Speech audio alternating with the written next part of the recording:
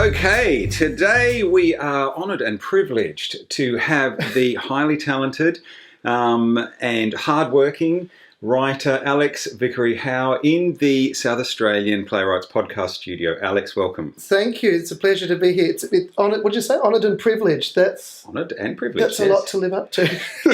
Well, to meet a man who has opinions, creativity, and something very, very interesting to say is indeed, I believe, a privilege in this rather sad state of affairs in the modern world. Oh wow, the rather sad. Oh, okay. Well, I think in many ways, which is my segue, my rather clumsy segue into a play that you've got coming up. Yes, well, a play that is sort of it's a jumble of scenes at the moment called Watchlist. I've got an ending. Well, I've got a beginning. I've got a hole in the middle. Right. Yeah. Which I'm still kind of mucking around with, but the hole in the middle of the play. That would you call that the difficult second act?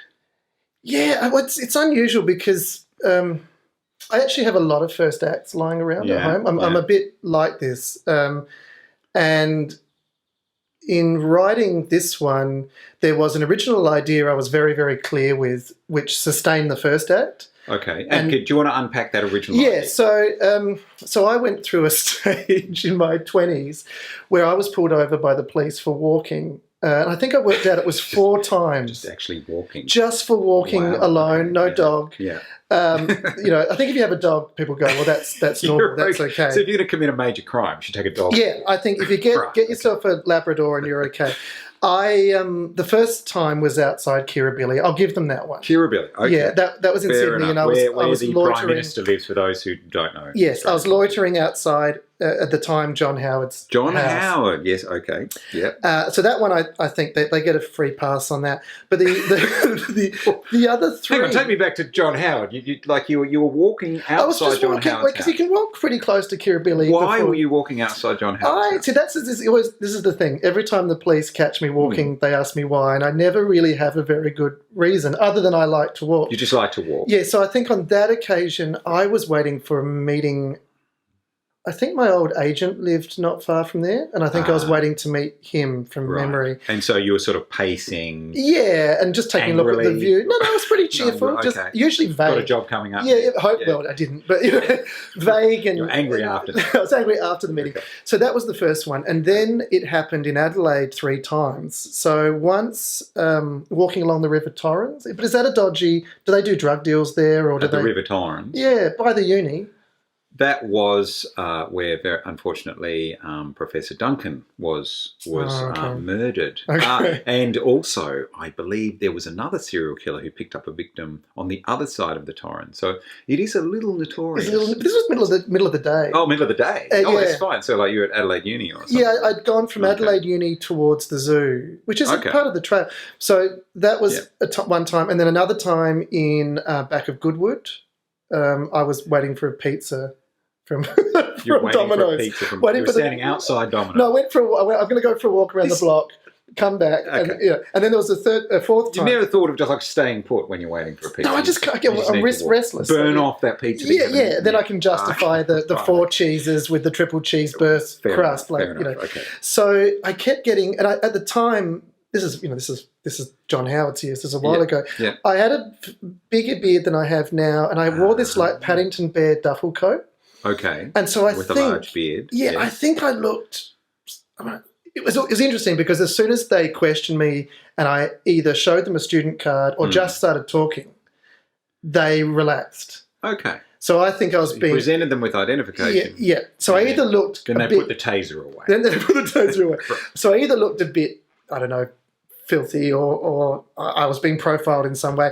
Yeah. One of them had Ashes to Ashes by David Bowie as his ringtone, and he actually turned pink, and I went, this is over now, isn't it? Like, it's just over. So this all happened. Excuse me, sir, could I frisk you down?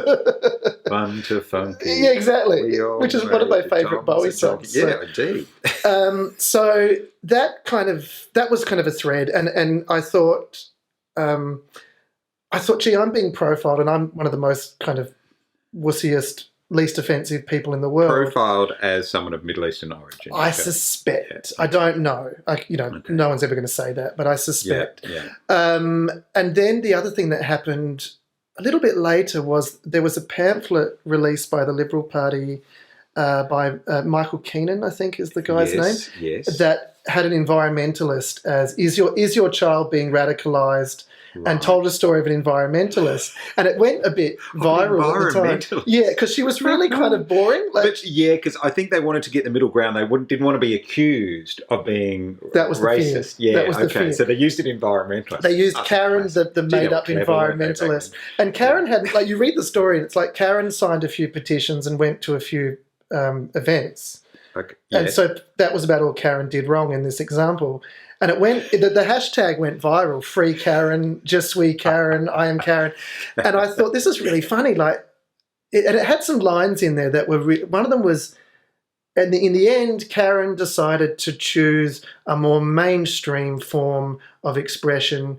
She still doesn't trust the police yet because thought or that kind of thinking takes a while to change. So she had been brainwashed by the environmentalists.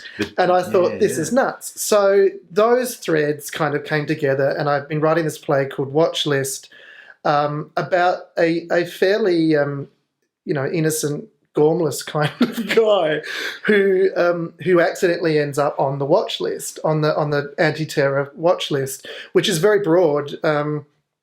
Naomi Wolf did a documentary in America in the Bush years where I think she found out she was on the list as an academic.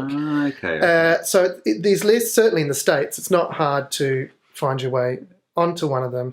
And now Trump is checking people's social media before you go to the US, which means I would Trump we're not Trump personally. But it wouldn't surprise me if he was, because he's very much into his social media. He loves his social media. So because he just started following me on Twitter, and I wondered why. He blocked me, but then he unblocked me. Fair enough. Which is fair enough. But so I kind of thought, you know what, if I was to visit my family in the US, I reckon I might be someone that they wouldn't would we regard as an unsavoury? They would regard me as an unsavoury because I'm a bit mouthy. Because of you're mouthy on social media. Mouthy on social media. And so I thought, so that was the kind of the spark of the idea. And that idea, I think, sustains the first act of the play quite well, which is kind of comedic as this guy becomes increasingly paranoid, and he's only trying to impress a girl. That's the only reason he becomes environmental. The second act, the kind of second idea is, well, what is this girl like? And what is the line between activist and eco-terrorist? And is she straddling that line? And that grew out of conversation with Lisa Harper Campbell, who's directing. We were talking about it and saying we don't want this girl to be a wimp, because all those rom-coms, the classic rom-com, the girl's either a wimp or she's some kind of magical pixie dream girl, and it was going that way. I kind of thought, it's going to be about this guy changing because of this girl, and she's going to be a hippie who's lovely, and you imagine kind of Natalie Portman in Garden State, or I don't know. One of those kinds of people. Do you have Natalie Portman? Yeah, we're going to get her down to Adelaide. She's not answering my phone call. No, well, I don't think. I think she's doing Thor 4. It was Thor 4 or this. So play. she's sold out. Yeah, she's sold out. Yeah. Well, I don't want to work with her then. Go on. So then I thought, okay, what if this girl's not? What if it's a little bit more complicated? Yeah, she's a bit dark. She's a bit dark, and then you go, what is that line? What's the line? What is the line? Eco-terrorism. And what is the question I ask myself is, what is sane in this point in history where I feel like climate change is a major issue? We are dealing with, things are not good in that respect. No. So what does a sane, rational person do? And what is sane and rational? And where is that line? And that's kind of what I'm playing with.